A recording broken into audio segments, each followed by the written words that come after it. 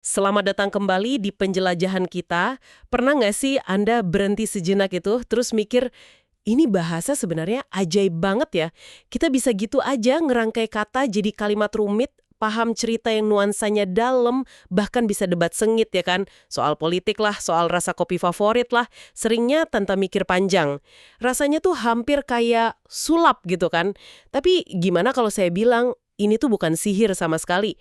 Malah ini jauh lebih mendasar, lebih nyambung ke cara otak kita kerja sehari-hari.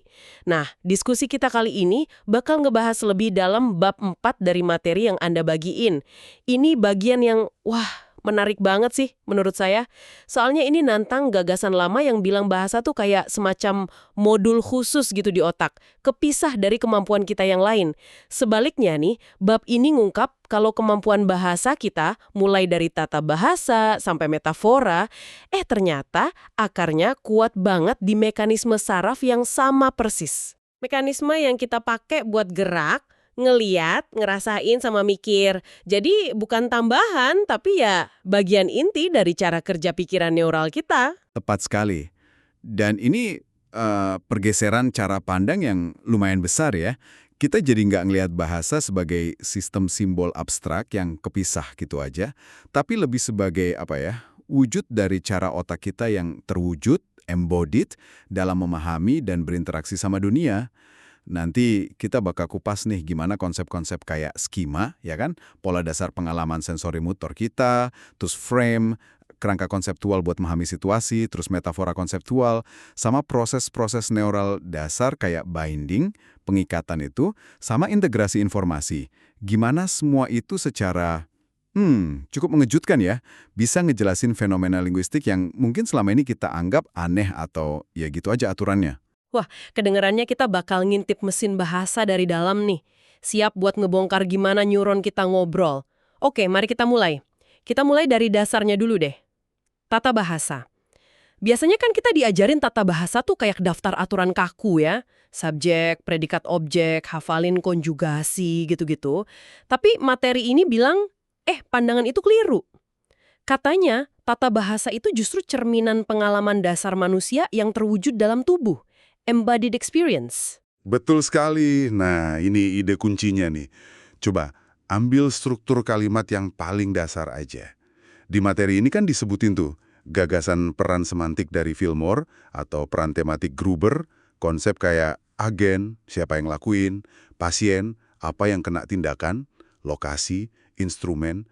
Nah, struktur kalimat sederhana itu sering banget secara langsung nge-map peran-peran ini. Dari pengalaman fisik kita, kalimat anjing mengejar bola, itu bukan cuma urutan kata abstrak loh. Otak kita secara alami nyusunnya. Anjing itu agen, ngelakuin aksi, mengejar, ke bola itu pasien. Ini bukan kebetulan linguistik aja, tapi cerminan langsung gimana sirkuit neural kita ngatur pemahaman tentang kejadian di dunia nyata. Oke. Jadi tata bahasa itu bukan cuma kayak bungkus pikiran gitu ya, tapi malah ikut ngebentuk cara kita nyusun pikiran itu sendiri, dasarnya dari pengalaman fisik. Persis, dan disinilah konsep konstruksi jadi penting banget, kayak yang ditekankan di bab 4 ini. Konstruksi itu digambarin bukan cuma sebagai kata atau urutan kata, tapi pasangan yang nggak bisa dipisah antara bentuk, struktur fonologis atau sintaksisnya, dan makna, konsep atau tujuan komunikasi. Materi ini menggambarkannya kayak semacam Gestalt doublet, ya kayak dua sisi koin lah, bentuk sama makna yang saling mengaktifin di sirkuit neural. Oke, pasangan bentuk makna. Terus implikasinya apa nih buat cara kita belajar sama pakai bahasa? Implikasinya gede banget. Jadi, tiap kali kita pakai atau dengar suatu konstruksi bahasa, kita itu ngeaktifin sirkuit neural spesifik yang nyambungin bentuk sama makna itu. Makin sering konstruksi itu dipakai, ya makin kuat koneksi sinaptik di sirkuit itu. Baik buat ngenalin bentuknya maupun buat ngakses maknanya. Artinya, tata bahasa itu nggak statis. Dia secara aktif mengorganisir dan memperkuat jalur-jalur pemikiran kita. Ini ngingetin kita sama hipotesis Sapir-Whorf yang disinggung di materi ya, bahwa pola di bahasa kita emang terkait erat sama pola pikir kita. Kayak kesepakatan yang udah nempel gitu di komunitas tutur. Kita nggak bilang dia membersihkan ingus kemana-mana.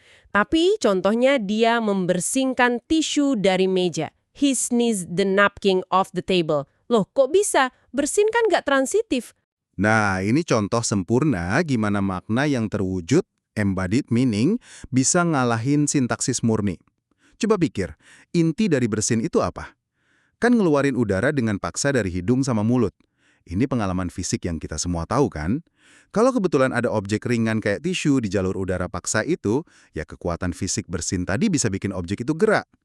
Jadi, makna terwujud dari bersin, yang ada unsur gaya dan potensi geraknya, itu memungkinkan otak kita buat minjem struktur konstruksi gerakan yang disebabkan. Kayak di kalimat, dia melemparkan bola, gitu. Meskipun bersin sendiri biasanya nggak ngambil objek langsung. Jadi karena makna fisiknya ngedukung, otak kita jadi fleksibel gitu ya, bisa pakai struktur kalimat yang biasanya nggak dipakai buat kata itu. Tepat. Dan ini juga nunjukin prinsip optimasi neural yang dibahas di materi. Karena biasanya bersin itu nggak mindahin objek luar secara signifikan, jalur default yang paling hemat energi, ya bentuk intransitif. Tapi pas konteksnya memungkinkan, ada objek ringan yang bisa kelempar, otak bisa ngakses jalur konstruksi cause motion yang udah ada. Ini kan lebih efisien daripada harus bikin aturan baru cuma buat kasus langka. Makna yang akarnya di pengalaman fisik itu ngasih fleksibilitas ini. Luar biasa ya, otak kita ternyata cukup pragmatis ya, nggak kaku-kaku amat sama aturan buku teks. Oke. Jadi fondasinya itu pengalaman terwujud yang ngebentuk konstruksi dasar. Sekarang, gimana mekanisme neural spesifik kayak binding sama integrasi bekerja di kalimat yang lebih kompleks? Mari kita lihat contoh simpel dulu. Agreement, kesesuaian, yang sering kita anggap remeh-temeh. Dalam kalimat, cacing-cacing itu licin, worms are slimy, ini bukan sekedar kita hafal kalau subjek jamak butuh predikat jamak. Secara neural, ada sirkuit binding yang aktif bekerja. Sirkuit ini ngikat fitur jamak dari subjek, cacing-cacing, ke fitur jamak di predikat, are atau itu.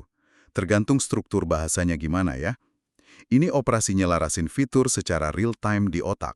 Kalau buat gabungin ide gimana? Misalnya, anjing dan kucing sedang berkelahi. A dog and a cat were fighting. Nah, di sini, sirkuit integrasi berperan penting. Otak perlu ngambil dua entitas konseptual yang masing-masing tunggal, anjing, kucing, dan secara neural ngegabunginnya jadi satu kelompok atau kesatuan majemuk. Representasi yang udah terintegrasi inilah yang kemudian micu penggunaan bentuk predikat jamak, sedang berkelahi atau were fighting. Sirkuit integrasi ini memungkinkan kita gabungin elemen-elemen diskrit jadi satu pemikiran yang utuh. Oke, itu buat elemen yang kelihatan. Tapi gimana sama elemen yang hilang tapi kita paham maksudnya? Materi ini nyebut konstruksi equi, kayak di Sarah ingin pergi, Sarah wants to leave. Siapa yang pergi? Jelas Sarah, tapi namanya nggak diulang. Ending. Dan, lagi-lagi, optimasi neural. Dalam Sarah ingin pergi, otak kita otomatis ngikat peran subjek dari klausa utama, Sarah, di Sarah ingin, dengan peran subjek yang secara makna ada tapi nggak diucapin langsung di klausa kedua, Sarah pergi. Karena ikatan neural ini udah terbentuk kuat, otak tahu siapa yang dimaksud pergi. Ya, bentuk subjek kedua jadi mubazir dan bisa dihilangin. Efisien banget kan?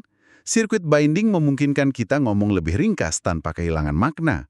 Wah, berarti otak kita tuh terus-terusan ngelakuin prediksi sama pengikatan ini ya di belakang layar pas kita lagi berbahasa.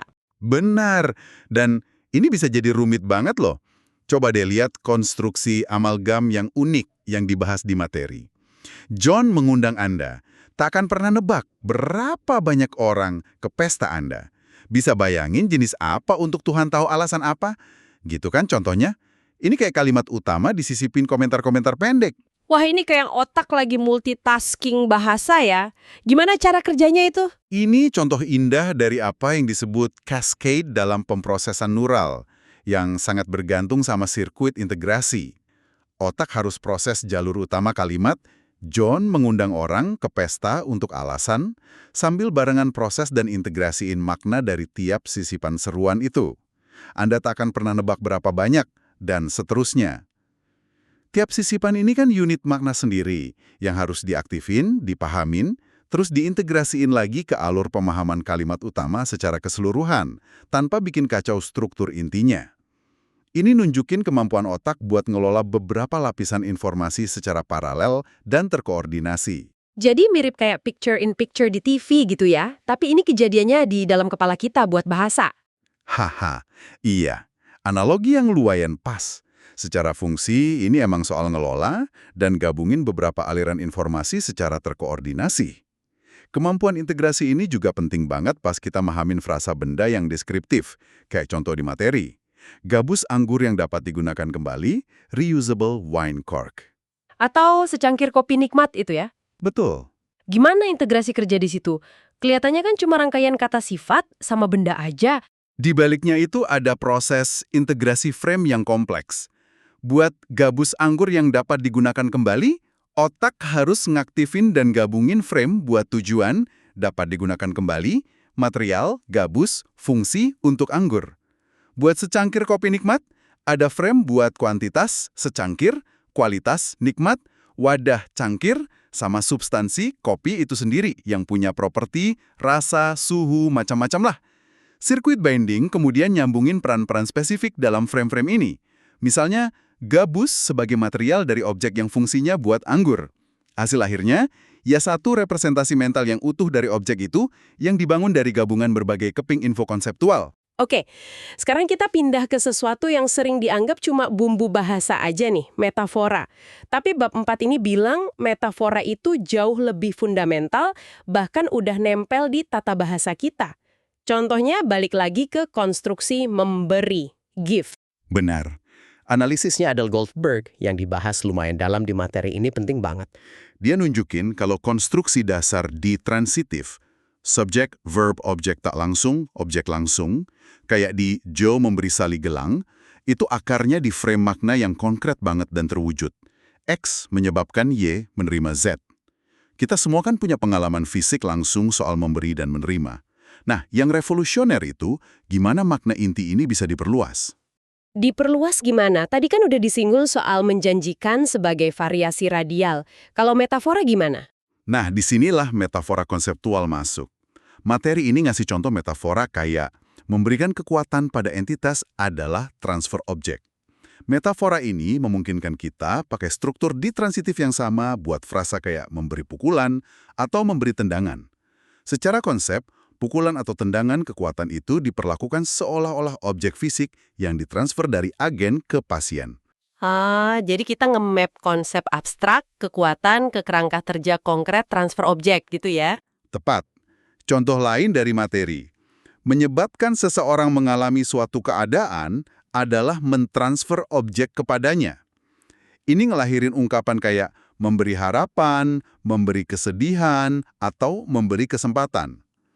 Lagi-lagi, keadaan abstrak, harapan, sedih, kesempatan, dibingkai seolah-olah objek yang bisa dikasih atau diterima.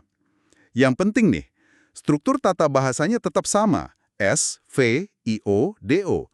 Tapi makna dasarnya udah diperluas lewat pemetaan metaforis ini.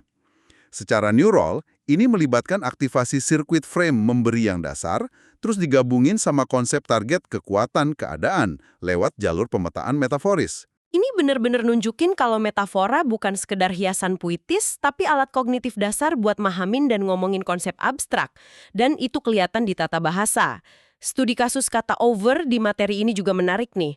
Look over the manuscript, periksa naskahnya, versus don't overlook anything. Jangan melewatkan apapun. Kata overnya sama, tapi tata bahasa sama maknanya bisa beda jauh.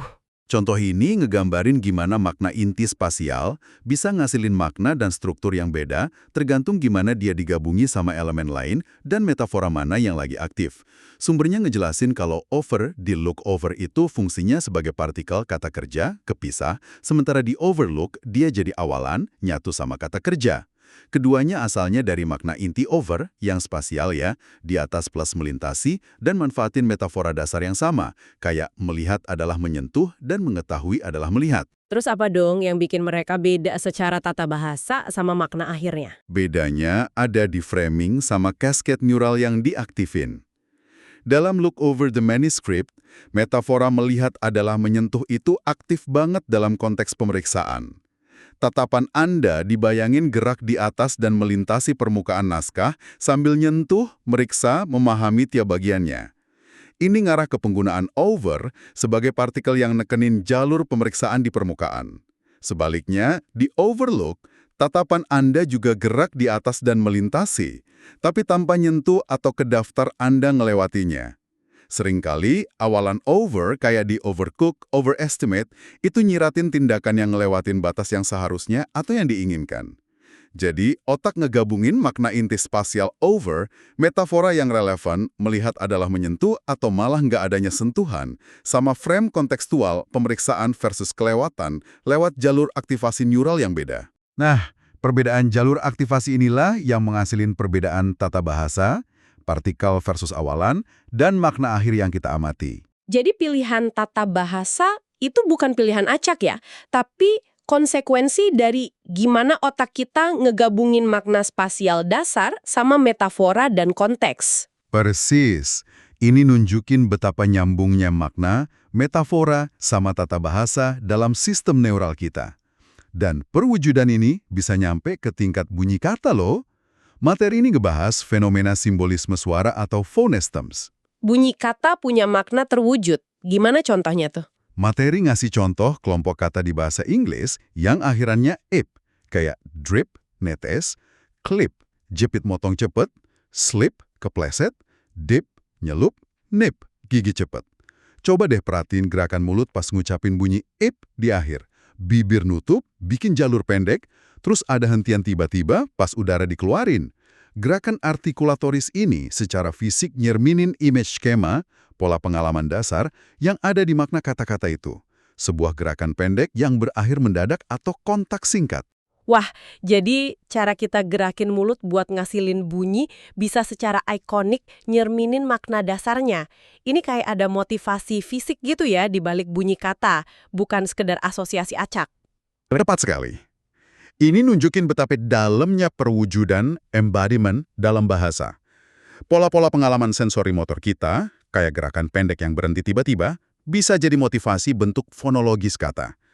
Bukan berarti semua kata itu onomatope ya, tapi nunjukin adanya hubungan yang nggak sembarangan antara suara sama makna yang akarnya di pengalaman fisik. Luar biasa dalamnya koneksi ini. Terus gimana sama perbedaan antar bahasa? Materi ini ngutip karyanya Talmi sama Slobin soal gimana bahasa beda dalam ngemas info tentang gerakan.